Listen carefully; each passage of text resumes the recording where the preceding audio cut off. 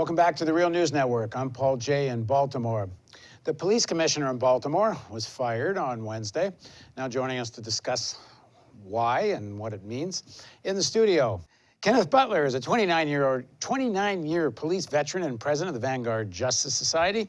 And joining us from New York, although he's normally in Baltimore, is Neill. He's executive director of Law Enforcement Against Prohibition, known as LEAP. He's a 33-year-old police veteran, and he's trained at the Maryland State Police training centers and for the Baltimore Police. Thank you both for joining us. Kenneth, let me start with you. What do you make of Bat's resignation? What, in the final analysis, brought him down? Well, I think what really brought him down was a combination of things. But I think the nail on the head was that he lost the rank and file. He lost the trust and the confidence of the rank and file officers, as well as some commanders, as quiet as it's kept. And for those of us who've played sports, it's like the coach losing the locker room. The guys don't want to play for you anymore, so they're not going to give 100%. If the Baltimore Police Department is guilty, and of course not every police officer, but if many, and perhaps most, are guilty of systemic racism, are guilty of abuse, are guilty, I don't know if you can say the majority, but some certainly of corruption. And in the FOP report that was released the same day Batts was fired, one of the things that he's accused of is saying the following.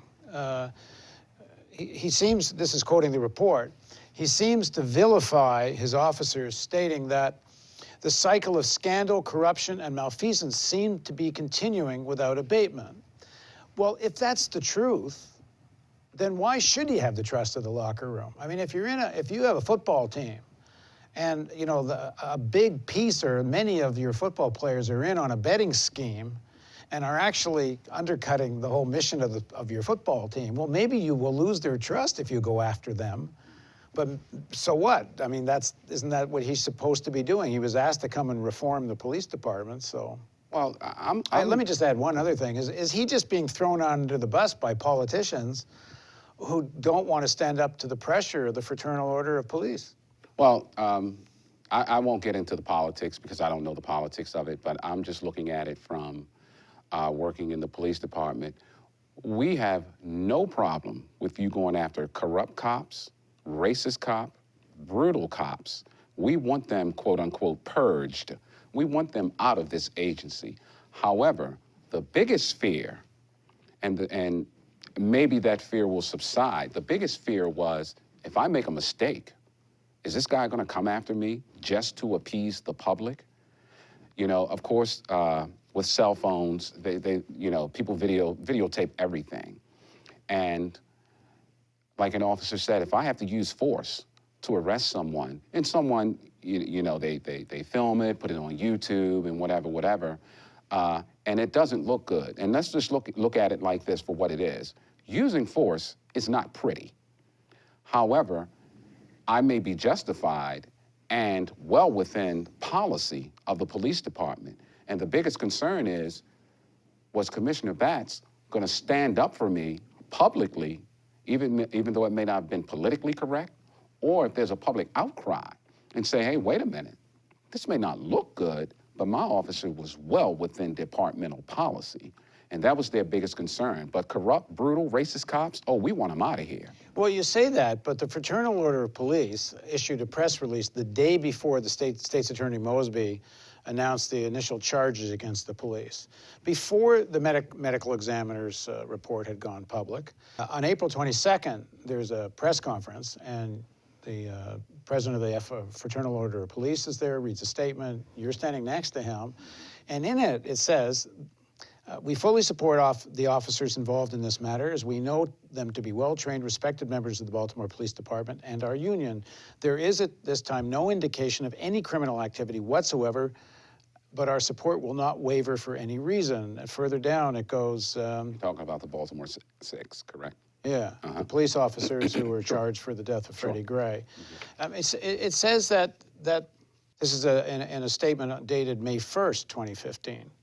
This is just the day before the announcement of the charges, I believe. It says, as tragic as the situation is, none of the officers involved are responsible for the death of Mr. Gray. That was before the medical evidence came out. So, I mean, how does the FOP know that none of them are responsible for the death of Freddie Gray before they've seen the evidence? Well, I think it was just what they said in reference to supporting them. And when I talk about what I just talked about as far as the police commissioner or anyone, because I said I came out and supported them because just like anyone else, just like you, me, anyone, you're innocent until proven guilty. Although this was a public outcry, it may have had political implications behind it. However, you're innocent until proven guilty. And from what we had seen and what we had heard, maybe the FOP, and I'm not trying to throw them under the bus, maybe they thought that, hey, these officers didn't have anything to do with that, you know? Because the FOP was accusing the state's attorney of a rush to judgment. This means that's a heck of a rush to judgment to say they're innocent before you've seen the evidence. Right, but remember, like we all saw on television, when they were lifting him up, and of course people said, oh, they beat him up and such, but then the medical examiner came out and said he had no bruises on him, you know? So my thing is, although the FOP may say this is a rush to judgment, but when and I said this to the commissioner, no, I'm sorry, it was a young man who said this to the commissioner, at no time did you come out and support the Baltimore Six. Why? They're your officers. They're innocent until proven guilty. That's leadership. Well, then you should say that about everyone that ever gets charged by the Baltimore police, that the police commissioner come out and say, well, so-and-so's not being convicted. You mean officers get charged? No, people on the street, too. I mean, you can say nobody. But they're innocent until proven guilty. Well, I wish they followed that everywhere here. Because, oh, absolutely. Because I agree with you. People don't get treated as they're innocent until proven guilty. They sure don't. Neill, what's your opinion of how the FOP has handled the situation? And I know, you know, there's a myriad of criticisms that can be made against Police Commissioner Batts, and certainly we've had many people on the Real News who've criticized him quite severely. But it seems to me the political class here has thrown him under the bus, under the pressure, when at least he's making statements about trying to reform the police department. Yeah, well, making statements is one thing. So let's go back, you know, if not months, maybe a couple of years. I think there's some things that we don't know. And that is, you know, what has the communication been between the police commissioner and the union? You know, a few minutes ago, we were talking about purging the police department of those who are abusive, those who are breaking the law, those who are causing problems with the community. And as Kenny said, we don't want them among the ranks. So one of the things that leadership should do is work with the union, and the union should work with leadership, you know, in identifying these officers and moving them out. If you can't save them, if you can't retrain them, if you can't do the things that are needed to turn them around and get them to police appropriately and respectfully, then they have to be moved out of the police department. Well, but wait a second. If these officers committed crimes, why should they simply see if you can train them and save them and all the rest? If they first of all, there's manslaughter. The allegation here is that this guy was killed through the negligence, gross negligence, or worse. I'm not talking about the six. Well, I am, but I'm asking you about the six.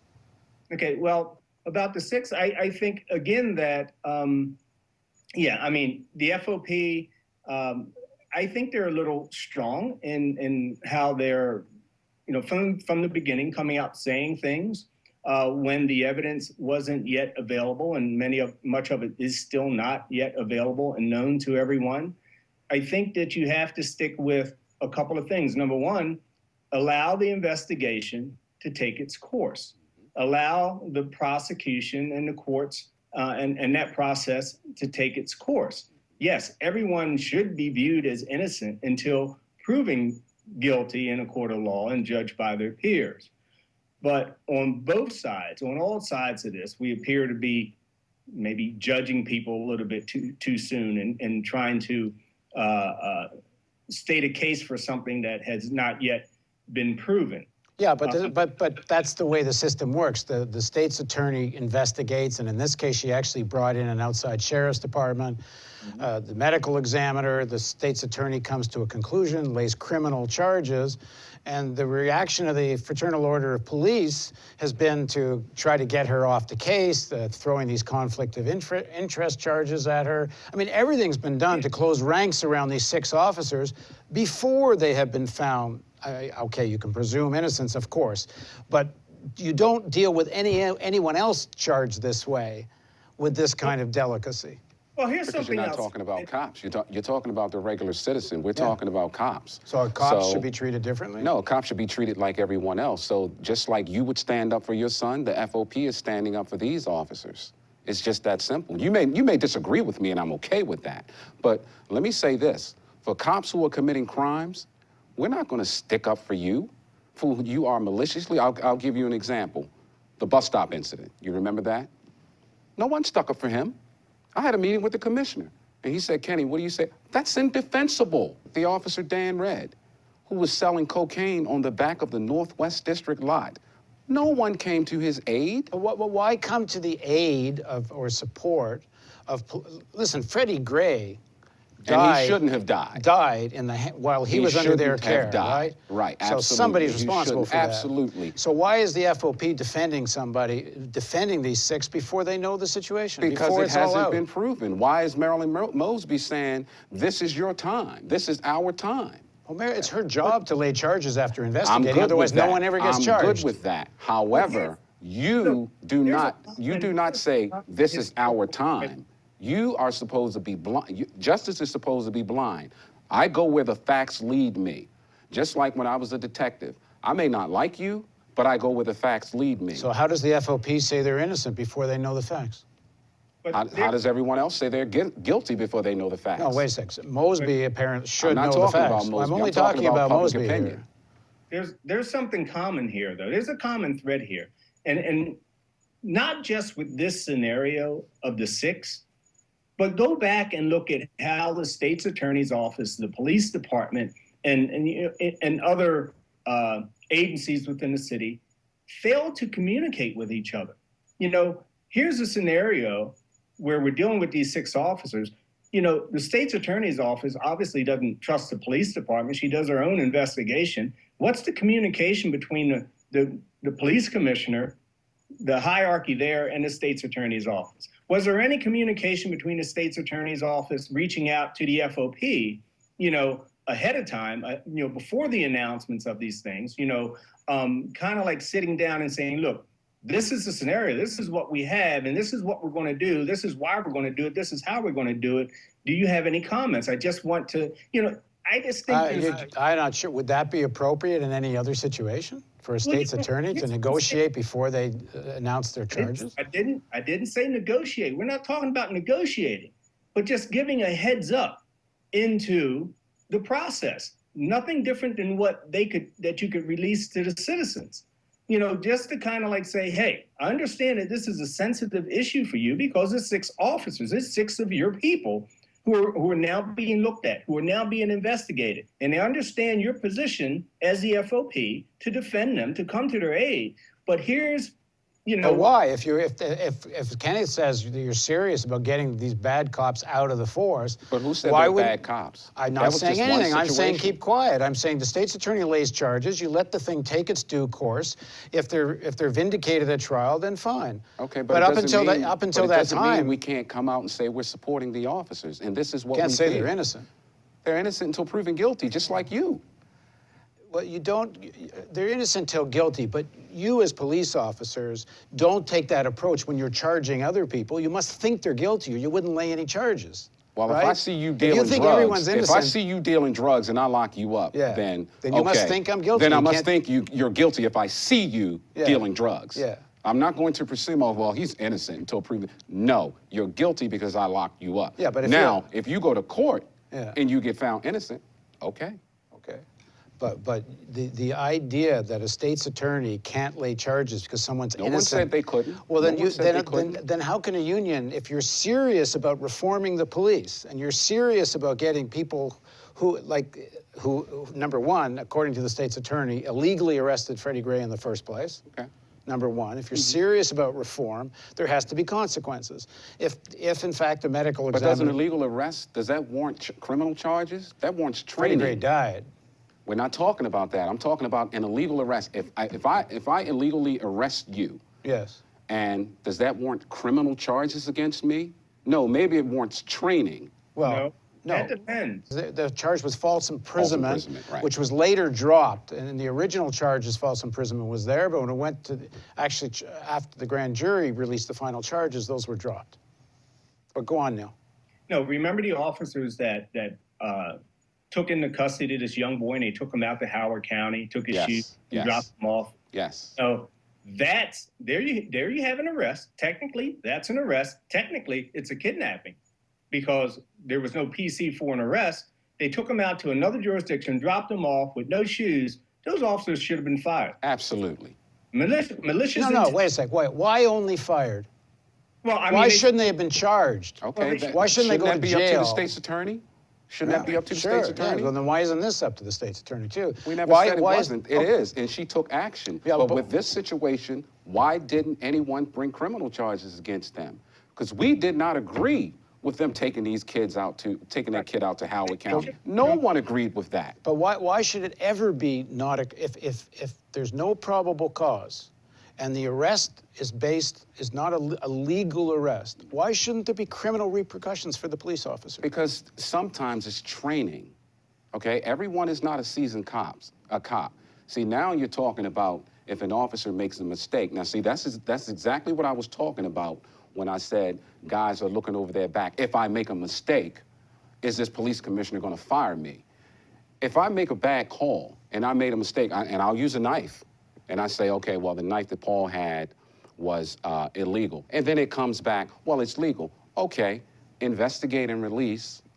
So that's a training issue. Why should I be criminally charged? But there was no problem, in the Freddie Gray case, there was no probable cause to arrest, to even find that the knife, which turned out to be legal, and as far as I know, that is still the case. There's a lot of rumors going around that the knife was illegal, but at least people we've talked to at the state's attorney office, someone who actually has handled the knife and said there's no spring in it, it is legal. Okay. But in any case, even before they got to this, they had already arrested Freddie Gray, and state's attorney said that's an illegal arrest. And that just running isn't grounds for an arrest. Why shouldn't there be legal repercussions for police officers who just arrest somebody and it's illegal? Okay, but what if the officer just made a mistake? See, that's what I mean. See, the citizens, you want to come down on officers who make a mistake. Well, if that's the case, you may as well arrest me. I've made mistakes. You may as well arrest Neill. He's made mistakes. Okay, but that happens to ordinary civilians too, where there's some line between where you break a law and where there's a mistake and there's some kind of subjective judgment goes in there. I just had one of those. But the state's attorney said, well, she dropped it, and I don't know why she dropped these charges. Okay. But when they go after Freddie Gray, there's no mistake. They go after him just because he ran. Okay. Is that a mistake to go after someone because they run? No. They went after him purposely for whatever reason they saw. I wasn't there. But whatever reason they saw. So that's on them. But my thing is, and just like I said before, if you're going to arrest every cop for making a mistake, you're not going to have any cops, okay? And that's just the bottom line. Yeah, attorneys have said this. There are some things that are criminal, and there are some things that is training. Okay, but Neill, here's the difference. There are honest mistakes of officers making arrests every day across this country in every city. And it is. I mean, it is because some of the case law, some of the, in thinking you may have probable cause and you actually don't. And you don't. What makes the difference here is malice. Was something done intentionally, knowing that you didn't have probable cause? That's when you should be criminally charging someone. Other than that, it should be retraining. It should be handled within the police department. And if the officer continues to go down that road of making mistakes, then, maybe he's or she is dismissed, from this very important job. But we have to be able to differentiate between what is an honest mistake due to training or what is malice? What is intentional? But if it's malice and intentional, and you know there's Something different. thousands of cases that are, it will come down to how you defend malice. But is it if someone just gives you a little bit of lip on the street, and you want to prove you, the policeman, are the dominant player here, and you make an arrest for something that's not really illegal, and then you make up some charge on the way to the station. That's malice. Like resisting. That's malice. Okay, well, then shouldn't that have Absolutely. consequences? Absolutely. Not just training, not just losing your job. Shouldn't the person be But charged? you're making up something. I agree, Absolutely. You're making up something. And when's the last time anybody suffered consequences for that? Good I point. don't know. Okay, that's kind of the point here. Good point. Okay, that's a good point. All right, it's just the beginning of a conversation. I know you both have to run, and I'm we're going to good. continue this. Thanks very much for joining me. Thank you. Thank you, Neill. Bye. And thank you for joining us on the Real News Network.